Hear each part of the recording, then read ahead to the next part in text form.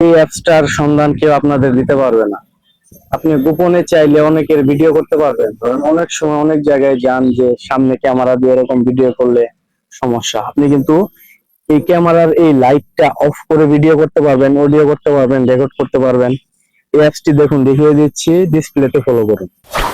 শুরুতে আপনারা প্লে স্টোরে চলে যাবেন। ওইখান থেকে দেখুন অ্যাক্সেস নামে একটি অ্যাপস আছে, এটা প্লে স্টোরে সার্চ করে পেয়ে যাবেন। এটা ডাউনলোড করে নেবেন। আপনাদের দেখানোর সুবিধার্থে আমি অলরেডি ডাউনলোড করে রেখেছি। তারপর দেখুন এই অ্যাপসে ক্লিক করবেন। ক্লিক করার পর এখানে এগুলো ওকে করে দিবেন। তারপর নিচে দেখুন স্টার্ট রেকর্ডিং নামে অপশন আছে, এটা ক্লিক করবেন। তারপরে যে সেটিং নামে একটা আইকন আছে নিচে দেখুন, এই সেটিং আইকনে ক্লিক করবেন। তারপর উপরে দেখুন প্রাইভেসি সেটিং নামে একটি অপশন আছে, এই অপশনটিতে ক্লিক করবেন।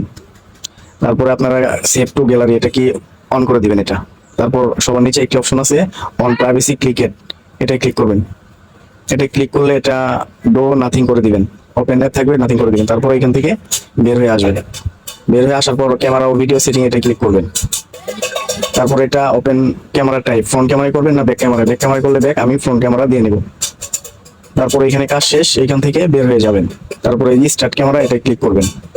তারপর ব্রেন্ড, তারপর সব এলো দিয়ে নেবেন।